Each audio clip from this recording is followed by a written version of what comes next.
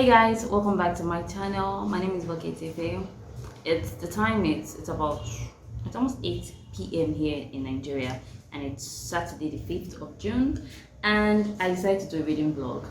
I know normally I just sit here and tell you about the books I have read, but I just decided to do this style because I've never tried a reading vlog before. So what I'm basically going to be doing is that I'm going to be updating you as I read this book. So I am reading, before I talk too much, I am reading Jennifer Macombe's The First Woman today, and the app is predicting that it's going to take me 9 hours to finish, and I hope to finish it tonight because Jennifer, I just finished reading her short story, and it's titled Let's Tell the Story Properly, and I loved it. I really love her sense of imagery, and I love everything she does. Already just reading that short story, I really love everything she does. So I know that I'm in for a treat with The First Woman, and look at that, it's the winner of the Jalak Prize of 2021. So I know that this book is going to be amazing because Jennifer already knocked my socks off when I read her short story. So I want to spend my night reading this one. I'm getting ready for bed. I'm already getting ready for bed anyway, yes. Sort of, because I have to add oil my hair. So I'll do that while I read this book. So yeah, multitasking. So I'm going to update you. So I'm going to try as much as possible to look alike in this video because I'm exhausted, really exhausted. And I I know that I'm supposed to be updating you about The First Woman, like I talked about earlier, but it's been about a week now, and I have jumped from one book to another in my typical Voke style. First, I abandoned The First Woman, I think the following day, and I moved on to Tony Khan's The Carnivorous City, which was supposed to be a thriller, and the book really disappointed me because I was expecting a thriller. That's why I left The First Woman to move on to this one, and it really disappointed me. Then after Tony Khan's The Carnivorous City, and after ranting about it, I have a video about that rant on my channel. Then I moved on to The Other Black Girl, which is Zakiya Dalila Harris's debut novel. She is amazing. She's an amazing writer. I can't say that enough. She's an amazing writer. She's really good. And this story is really, how am I going to put it now? This story is really, I'm not going to say bold because bold kind of diminishes what she's trying to pass across. The story is really nice, and no, nice is downplaying it. I won't say daring because it seems somehow to me. The story, it had to be told. Yes, I think that's better. It had to be told. From the cover of this book, you can tell that Black women and the struggle that Black women have to go through. And obviously, there's something that's really, really, really important to Black women all over the world, and that's hair.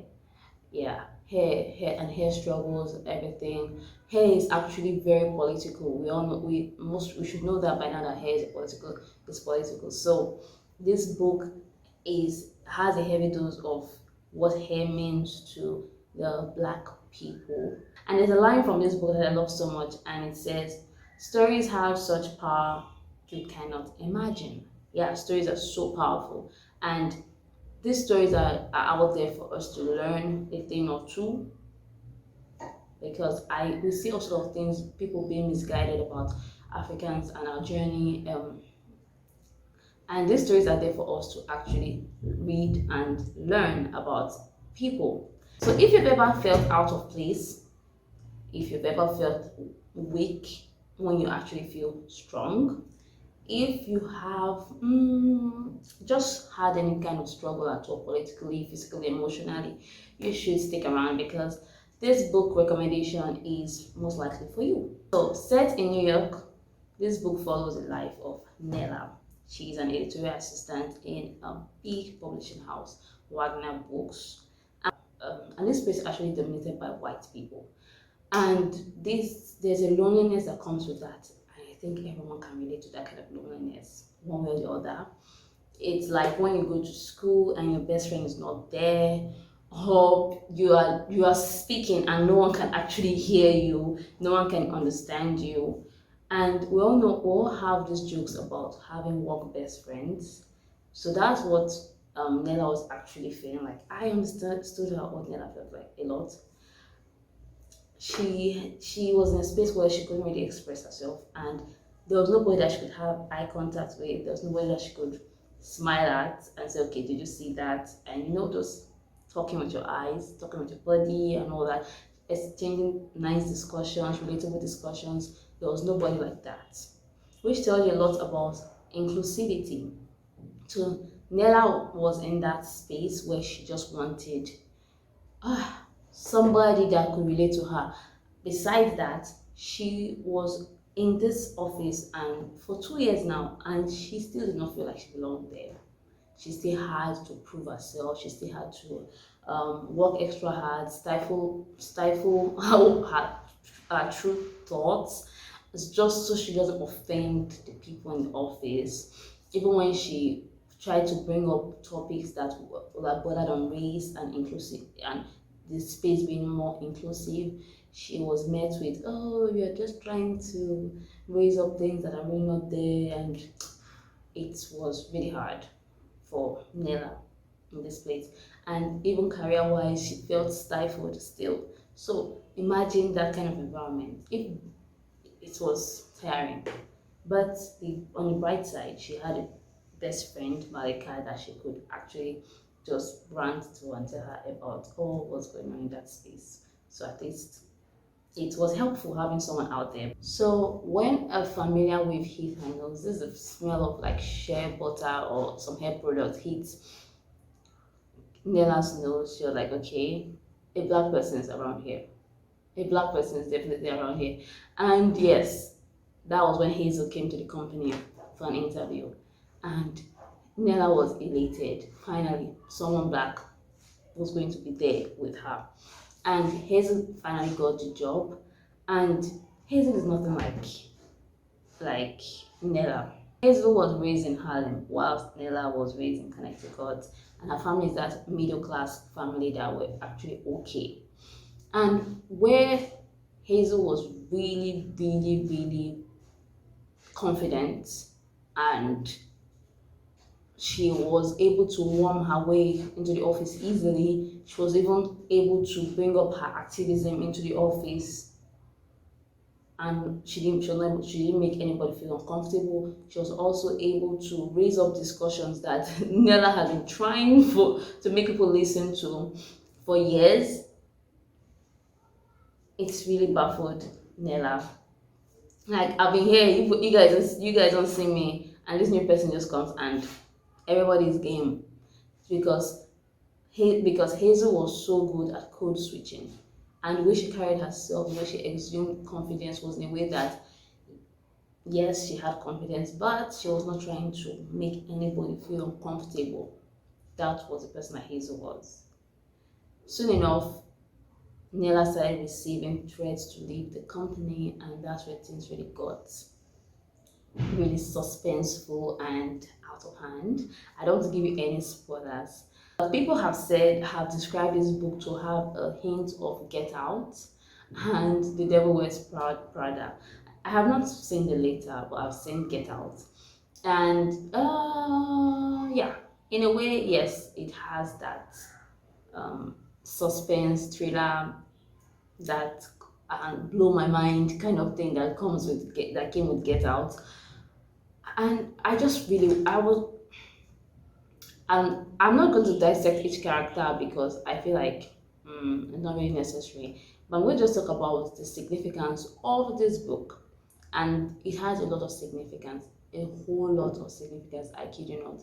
First, it talks about how inclusive spaces should be, and that's something that people have been talking about for years and years and years. That okay, make people allow more people into this space let it be more equal representation and all that. Other people will be like, oh, this topic is overflogged, we don't need to talk about it anymore. No, I think that it's really necessary to talk about these things because it is necessary, it's just necessary. Then code switching and how political hair is. Although I am African, and I have really never been out of my country, so I have never really experienced firsthand racism, but I can fully understand how political hair is. I can fully understand what it means to code switch because there's a lot of colonial mentality that still thrives in the African societies. So you can find yourself code switching many times. I think that almost every Nigerian is guilty of this code switching because you have to be, you have to tone yourself down so that so that you can be liked, so you can be accepted into a particular space. So you hear people speaking all sorts of accents, you hear people talking all sorts of things and just trying to prove that they belong in that space. So that was something that was really big in this book, code switching, wanting to be liked, wanting to just tone it down so that you can fit into this perfect box, this perfect space that you do not deserve to be there, but miraculously you are there, so you have to keep up appearance. And I fully understand what it means to grow to love your hair the way it should be. And that was something that was still big in the book. Hair is hair was really talked about in this book, that in a way that I can understand. First, we are asked to perm our hair so that it can be smooth and straight like the hair of other races. When our hair is actually coily, or when our hair is actually not like that. So we see that okay, this hair is not acceptable in this space. And recently, and people always say this thing do not exist anymore. Actually, they're still there because recently, a TikToker actually did a video. She's Asian, and she did a video about that. Oh, she has to take off her cornrows because she has a work interview. And I'm like, really?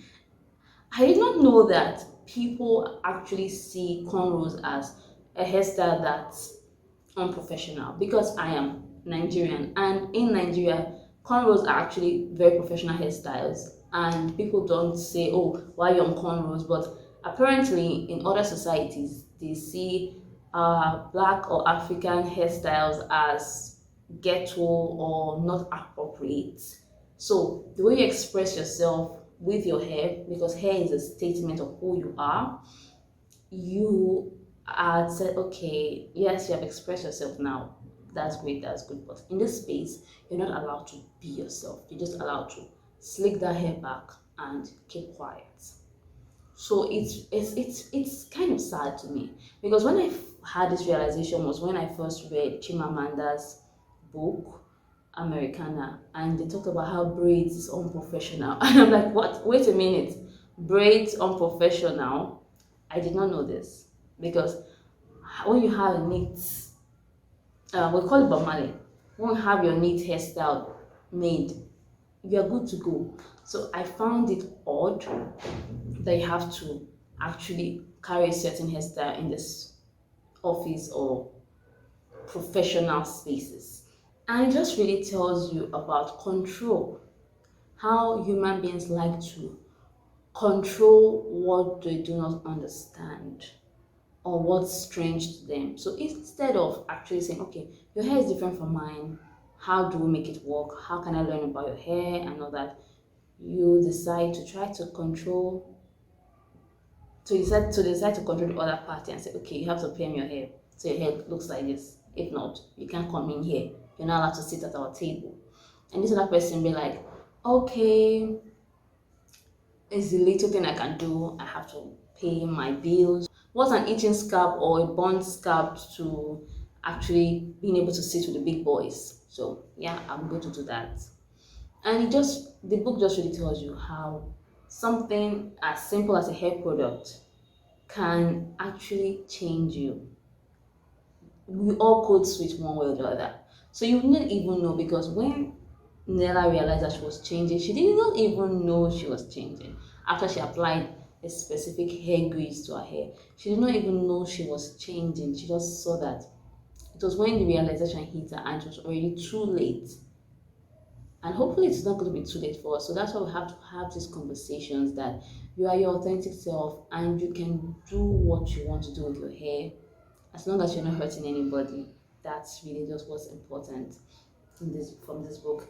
And apart from that, would you blame the other black people, the other black girl who had to learn how to code switch? Because from the book, here's what they said in the book. Here's what the other black girl, Hazel, said to Nella once. She said, "Don't you?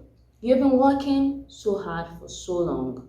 Hazel continued, "Don't you want to just lean in, make it easier?" So would you really blame this other us? Because it's really, both parties are really us, all of us.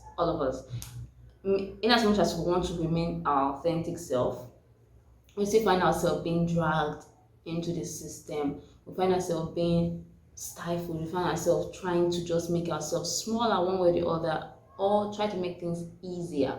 That's why I was like, okay, this hair is such an inconvenience. Why don't I just pair it? Why don't I just slick it down? Just use products on it so that you can just obey me. Because we have been taught that our presence, our style is an inconvenience. So make it easier one way or the other. Make it easier for you. You have to just code switch quickly. So would you really blame these people? Personally, I don't. So I don't really blame these people, because in as much as we try to remain our authentic selves, we just find ourselves code switching, because we find it hard to fit into lots of spaces. That's why talking about inclusivity matters a lot. Allow people in, let people in. There are other people who are also qualified in all races. So make it as inclusive as possible. Because that's why these stories are so important to tell. So what are you going to expect in this book? Expect suspense. I was a bit confused because the book got divided into parts, and some of the chapters are told from a totally different character's point of view. So I was a bit confused reading at a point, but I was able to come back because I had to reread some chapters, but I was able to just get back in track. So expect a great sense of humor, because Nella's description of a lot of things were funny. Expect suspense, expect thriller, expect a good story. That's basically it about the other black girl. If you've read this book, please let me know what you think in the comment section. Updates on my reading. I am about to abandon The First Woman again. I do not want to DNF this book. I don't want to do that, so don't even make me. I know that nobody's making me, but you know what I mean. I don't want to DNF it. I want to finish it, and I must. But I went on TikTok, and on most booktubers channel, on most booktube channels, what am I speaking? On most booktubers, let me just put that, most booktubers have been talking about, and book talkers too, they have been talking about a lot of books that will make you cry. And I saw that, and I saw people snorting and crying that they read They Both Die at the End. And I like a challenge, because the only thing that really make me cry, that evoke emotions in me, is Grey's Anatomy. I'm sorry about the background noise. It's a school by my house, and yeah, the children can hear their voices. So sorry about that. As I was saying, They Both Die at the End. The only thing that make me cry shamelessly is Grey's Anatomy, and shows like The Voice, shows like Nigeria Got Talent make me cry. America Got Talent, those shows where people are actually just chasing their dreams, you know, those singing shows especially, those are shows that make me cry. Like I'll just start crying, because I just find it so beautiful that people are chasing their dreams. Yeah. Anyway, the last book that made me cry, weep. I didn't cry. I wept. I wept shamelessly. Was Buried Beneath the Baobab Tree. I have a review of that, so you can check it. Buried Beneath Baobab Tree is about the abducted schoolgirls abducted by Boko Haram. The girls that were abducted by Boko Haram. Just it took a fictional approach, but it's such a beautiful book. I finished that book in one night and I was weeping. It really made me see things a lot differently. It made me more, I don't know, to pay more attention to the insecurity that's happening in the north and in Nigeria in general. So that story made me cry so much. And when people start saying, "Oh, this book is going to make you cry," this movie, but other than that, it's hard to make me cry. It's hard for me to just start crying. I don't even like crying. I feel like I don't like crying. I won't call it a weakness. I don't like crying. I get mad when I start crying. So people saying that they both die at the end will make people cry. I want to try, because this movie that everyone was talking about on Netflix, Cell Number 9, Miracle in Cell Number 7, yes, Miracle in Cell Number 7. I did not cry. I didn't cry watching that movie. I was like, okay, sad, but I didn't cry. So I feel like maybe when people talk about things will make this will make you cry, this will make you cry, it just kind of toughens my heart up. I don't know, maybe I'm trying to prove a point, I don't know. But I'm going to approach this book with an open heart as much as possible, because I don't want to be insincere on my feelings, or I don't want to be insincere. So I'm going to be as natural as possible while I read this book, The Buddha at the End. The title alone is giving me enough spoiler, and I don't like spoilers. Although it's a reality that we all have to just come to terms with, that we all die at the end. So spoiler alert. And there's an audiobook version here in my app, so on Script. So I'll be switching from the ebook to the audiobook version, just depending on how much I want to multitask while I read this book. And from the description, it's giving me the sun is also a star vibes, where the two young people met in a day, and it just gave me that vibes. I don't know. So yeah, that's what I'm kind of expecting. And I will update you while I read this one, The Buddha at the End. Yes, I'll be honest, if I cried or not, I won't feel myself crying though. No. I find that while I read that book, I'm going to be making this really cute passion twist on my hair. I've had this passion twist for like a week now, I think last week, and it has been lying on my table. I went with 5 packs. It has been lying on my table and I have been ignoring it because I don't want to mess it up. I don't want to mess it up at all. I have seen videos on YouTube teaching me about it, and I decided to go with the crochet pattern, to just put it in and twist down. And I don't want to mess it up, that's all. I would have recorded myself doing this, but I know that there'll be so many cringe-worthy moments in that video, so I will just update you. And if peradventure you don't see this hair on me, know that I messed it up, so I packed everything away, and I might just go and meet a professional to do my twists. Either way, I'm going to try my best to make a very nice hairstyle for myself. Yeah, so I have my Echo Gel, and I have my pin, I have my headphones to listen to the audiobook of The Buddha at the End. Yeah, it's a good Friday. I can feel it. I can feel it. The weekend is going to be great. I did it, guys. I did it. First, I was able to finish with my hair, obviously, and I'm super proud of myself. Really proud of myself. I did all this myself, by myself. I'm so proud of myself right now. And nobody can tell me anything. Then I was able to read The Buddha at the End by Silvera. I'll talk about the book once I finish brushing about my hair. So I did the crochet pattern. I would have shared videos, but no, no, because I struggled a bit when I was trying to do this. And in the beginning, I felt like, oh God, oh, am I sure I want to do this? I was asking my sister, okay, am I sure I want to do this? And I even had naysayers saying, oh, are you not sure you want to go to a beauty salon to do this? But I pushed through, and I'm pretty proud of myself. Nobody can tell me anything right now. And about the book, did I cry? Not really. I did not cry. The book just really made me more anxious. Yeah, because first the book is talking about the essence of time, times of the essence, and it just talked about dying and how we have such little time on earth. The plot follows the lives of these young boys, really young boys, to see how death has no age, or gender or whatever. Death just comes at you and just hits you, and most times it's unfair because the boys in this book, they're just, Mateo is just clocking Matthew is 18, sorry, while Rufus is on his way to clocking 18.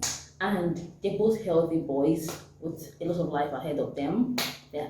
And death comes at them, and they have just one day to live their lives.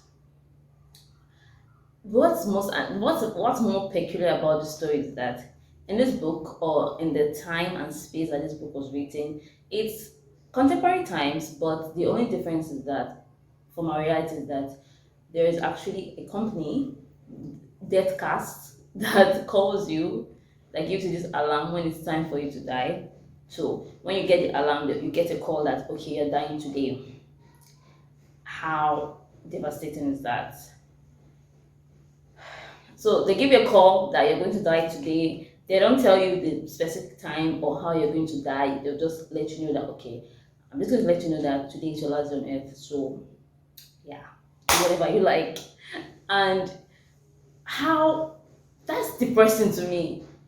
It's really depressing. And from the story, we can tell that people already adjusted to this kind of life, because you can see that in restaurants, people they have packages for decas, as they're called in the book. So people are going to die that day. They're actually called decas, and they have packages for people are going to die. And there are actually also recreational centers that also had this kind of package that, okay, people that want to do a lot of things before they die, before they leave this earth, we'll just package it into one. If you want to travel the world in few minutes, you can do that, and it just shows that the world have adjusted to that thing. So death cash was really booming. It was a welcome development for hospitals, because hospitals do not have to try and save anybody anymore. So if you've already received a call that day and perhaps you find yourself in an accident, they'll just wait for you to die. The story was, it really touched me, because it just showed you how little time we have on earth, and all our plans really means nothing. And I know that this is something that most of us know already. And from the author's education, it said, for those who need a reminder to make every day count. So why not live every day like it's your last day on earth? That's what the book is trying to just tell you. You only live once, and these two boys were launched into that quite early, I felt. But it's just reality. Mateo was an indoors guy, although he doesn't really like staying indoors, but he just opted to stay indoors, because you know how people get, and it's just better being indoors for him. Then Rufus, on the other hand, was actually in foster care. He had friends. He was more outgoing than compared to Mateo, and these boys met on an app that gives you a last friend. So if you're lucky, your last day on earth, maybe you need a friend to just work it out with you, spend some time with you. So the both of them met on this app, and they just spent their last days, and they had just one job, live their life on that day. So Mateo helps Rufus to accomplish whatever he wants to accomplish, and Rufus, on the other hand, helps Mateo to get out of his shell, and they fell in love. So it's just a really beautiful read, really, really important message. Humanity needs to be reminded that yes, we have such little time on earth, and our plans are just nothing, because it can just happen anytime, any minute. You're not even thinking of it, because despite the fact that the boys tried as much as possible to avoid things, because while they were narrating a story, because it's told in first person narrative, so each chapter has a point of view of each of the characters. So maybe Matthew is narrating one chapter, then Rufus the next. But when other characters are brought in besides the main characters, they actually use the omniscient narrative technique. So when they are narrating, we're told that they cross the street with extra care. They are just more conscious. They refuse to take the elevator, just really trying to use their time wisely, and maybe in their heart of hearts trying to cheat them. They already had that thought, but life doesn't work that way. Really sad read, but it really just made me, I didn't cry, it just made me anxious, because I had these thoughts in my head already that okay, time is so short and you have such plans, so many plans that maybe they're out of your control at the moment, but you plan okay, in the future I would like to do this, and you might not even get to that future. So it kind of saddens me, and it also makes me so angry how fragile life is. Life is so fragile. Just one stab and you're gone, and it just really, I this period I was just really thinking about it. That life is just too fragile for my liking, and here I am with this book. This book just made me. After reading it, I felt really cold. I was just cold for the rest of the evening. I know that I'm supposed to update you after reading it, but I'm really trying to get to understand how this entire book vlog thing works. So I'm just updating you now about how sad I felt about the book. But overall, it's a good book. I enjoyed it, and it was a really quick read, because you just keep going, and the chapters are quite short, so you just keep going really fast, and you're learning a thing or two. Really nice message. Really nice message. The book is labeled young adult fiction, but I feel like anybody can pick it up and read, because it has an important message. It really has an important message. That's my take on it. Yes, I did not read the first woman anymore, because I just felt like I said, I was feeling sad down after reading this book. So I just felt like, oh, maybe I'll read the first woman some other time and just do a sit down review on that. That's basically what I'm going to do for that book. Or maybe I'll do a vlog some other time, perhaps. But at the moment, I'm ending this vlog with this really nice book that teaches how important time is, how we should always use our time well, and live each day, make every day count, just live our lives. That's the message. That's the message. And yeah, with that, I am saying goodbye to you, and I do hope that you have a lovely day, and I hope you enjoyed this vlog. If you did, please do well to subscribe and share your thoughts in the comment section if you've read the books I talked about in this vlog. Until next time, goodbye.